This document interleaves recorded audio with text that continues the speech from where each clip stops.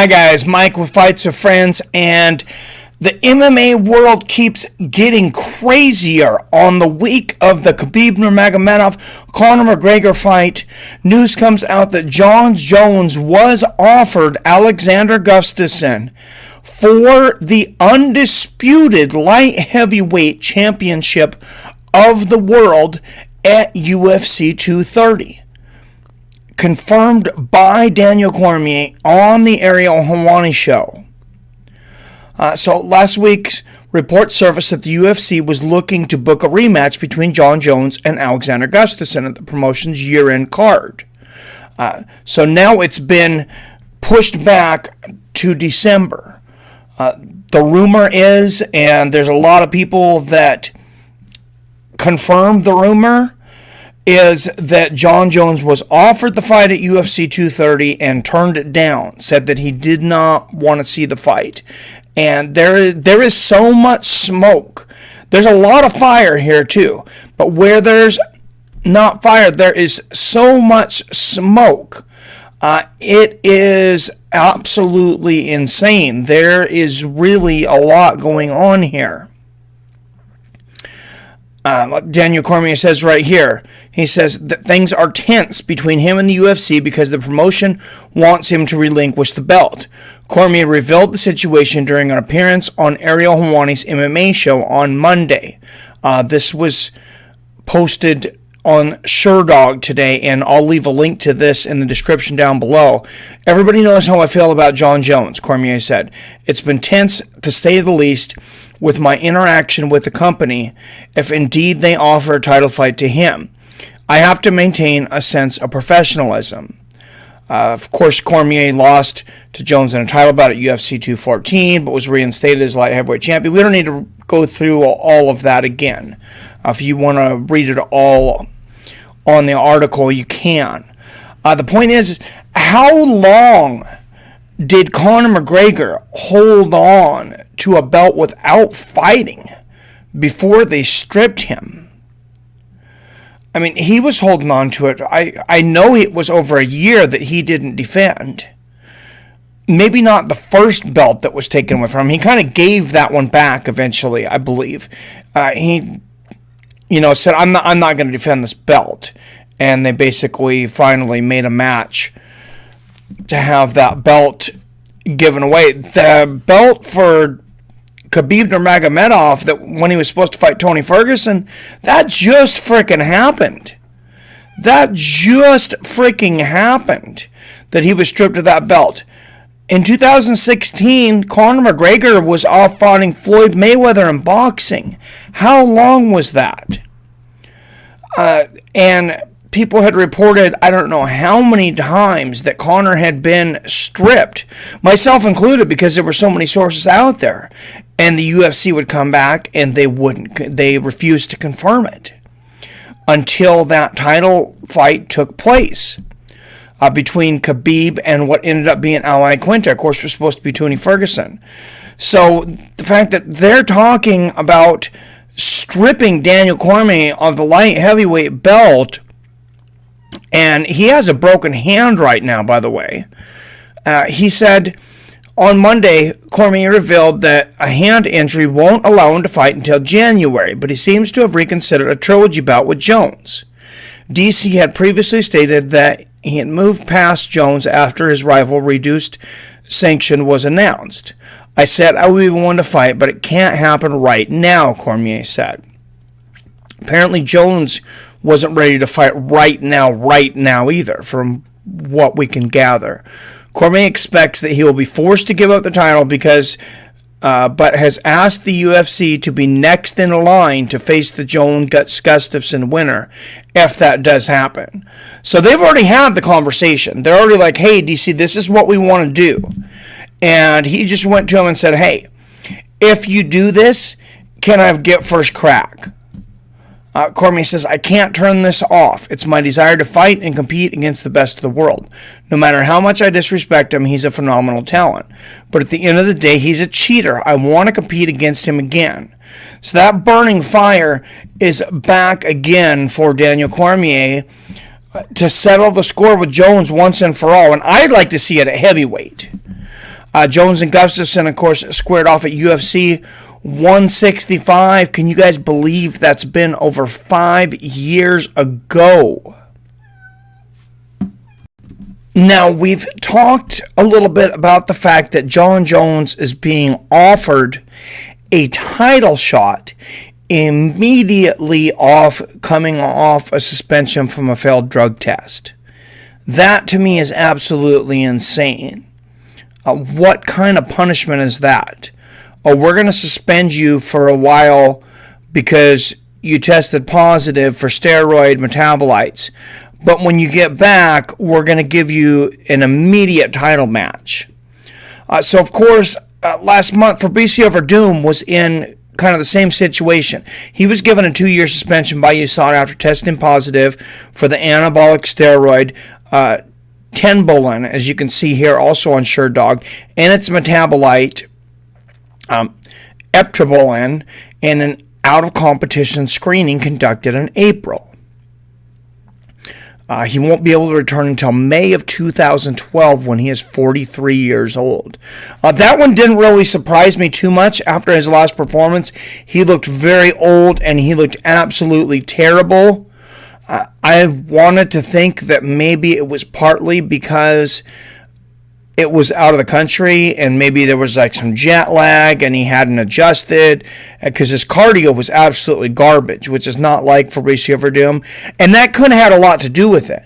I kind of wish that he would have, I really wish that he would have went and gotten in there, in the States or Brazil or somewhere he was acclimated with for a while to see if he had really aged, if his cardio was really that bad, or if it had something to do with the elevation or just something with the atmosphere of the place that he was at and he wasn't acclimated yet. But this is very interesting what he said. He said, "What surprised me the most was at the end of the interview, it was something that I found absurd." Werdum said, translation via MMAJunkie.com. They said, "Werdum, here's the thing. If you tell on someone, it was what you would call delacio premiata, plea bargain. Werdum, if you tell on someone using the slang, if you're a snitch, we'll shorten your suspension because you're going to have to pay something. Even if we find the substance in any of the products we test, even if we find it, you'll have to pay something. For the guy to make an offer like that to snitch on someone, that goes against my principles. I can't tell on someone. Even if I knew, I wouldn't do it. How am I going to snitch on someone to make it better for me, to lower my suspension or whatever?" The option of aiding USADA came to light in the case of Jon Jones, who was a second-time offender, was facing a 4-year sanction from USADA following a failed drug test at UFC 214. The ex-light heavyweight champion ultimately received a reduced suspension of 15 months for providing what USADA deemed substantial assistance, which it covered in Article 10.6.1.1 of the UFC's anti-doping policy. Jones' manager, Malkai Kawa, insisted that his client didn't snitch to help his own cause. There are so many moving pieces to this story, I don't know where to start. First of all, Jon Jones, if you snitched, which looked like you probably did, what's the damage to that, to your reputation, compared to, if you'd been suspended another 9 months? I'm going to argue, especially since he's not even ready to fight. He may fight in a few months, so that's like 7 months earlier. What's the difference? Is it a substantial enough difference between those two things to make it worth it? You're going to get 1, maybe 2 more fights in, and in the meantime, you've gotten the name of a snitch. So now you're a cheat. You're someone who drives around under the influence hitting pregnant women. And you're a snitch. You're a criminal that not even criminals can trust. That's the reputation that he has now garnered. The other moving piece of this is, who in God's name is going to assist USADA after this. They did absolutely nothing to shield Jon Jones from the criticism of whatever he did. They're the ones who came out and put the story out there. They were doing it, of course, in a defensive mode, to their partial defense, I guess. But how could you not think this out? They were doing it to try to defend why they had lowered the suspension down to 15 months.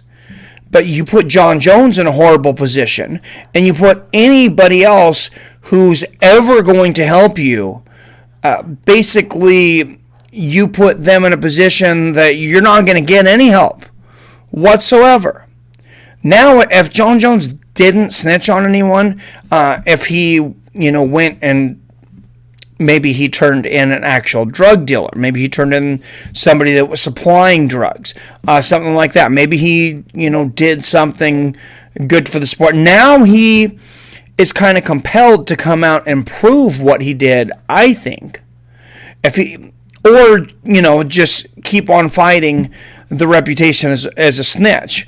But so much of the stuff that keeps coming out, Fabricio Werdum and USADA themselves really threw you under the bus right here. I'm a little surprised, not completely surprised that Fabricio Werdum came out with this. I don't think he was trying to damage Jon Jones when he did this. And this story, I don't know when he did this actual video. I believe it was right after the Jon Jones thing. I don't think it says exactly when he said this. So it could have even been before the Jon Jones thing. He was supposed to fight, of course, on September 15th against Alexei Oleinik. Of course, that ended up being Mark Hunt. I think the result would have been the same, but probably would have been Oleinik with a victory over Werdum. I don't know that he would have submitted him, but case in point, USADA's not building a lot of trust for themselves right now. The UFC's got their champ, their light heavyweight and heavyweight champ, pissed as hell because they're about to give the guy that cheated to knock him unconscious and put his life at risk a title shot before he fights anyone after a reduced suspension. I mean, he's got a legitimate reason to be upset. I think as fans, we have legitimate reason to be upset. If they don't back down from this and they end up having that card on December 30th or December 31st, whatever that Saturday is, I believe it's December 30th, they end up having Jon Jones fight Alexander Gustafsson for the title in his first fight back. I like watching Jon Jones fight, and I can separate Jon Jones the athlete a little bit from Jon Jones the human. But Jon Jones the athlete and Jon Jones the human, not a very good person, both of those people cheated, and they did something with the assistance of something that everyone else is not allowed to have. It's been proven. They went through all of his supplements. No one's denying it at this point. Jon Jones is not even coming out and denying. I mean, he came out and said for a long time, I don't know how this got in my system. And to his credit, I guess to be fair, I will say he never has came out and said, okay, I did this. I cheated on purpose.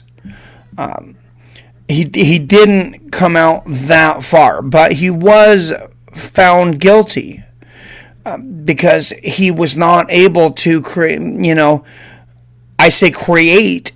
evidence, because he gave USADA a ton of supplements, and there was many rumors out there that a lot of the supplements he gave USADA he didn't even use during the training camps. So he wasn't able to figure it out either way. I want to know what you guys think about this, though. Does Daniel Cormier have a legitimate beef? Should he even fight Jon Jones again?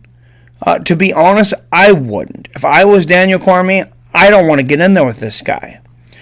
He's already went in there, on drugs against you once, knocked you out with a head kick. could have killed him. The guy, he's gonna screw up again. I mean, I hope I'm wrong. I'm hoping Jon Jones walks the straight and narrow path after this, but I kind of gave up on that after the last Daniel Cormier fight, because I remember watching that fight and talking to my kids after Jon Jones knocks Daniel Cormier out with a kick. This is a beautiful story of redemption. Jon Jones was crying. There was this whole big thing of his respect for Daniel Cormier, and it seems like that it was all fake. That Jon Jones seems to be completely fake, and without, these illegal substances, I don't know how good he is. I don't know if he could beat Daniel Cormier or not. We may never know. I hope we do. I hope we get that chance at heavyweight. But we'll see. Let me know what you guys think down there in the comments. Please give me a big thumbs up. And subscribe if you're not already subscribed to this channel. We're probably going to see this fight, I imagine, on December 30th. Like I said, I can separate things and I can enjoy the fight.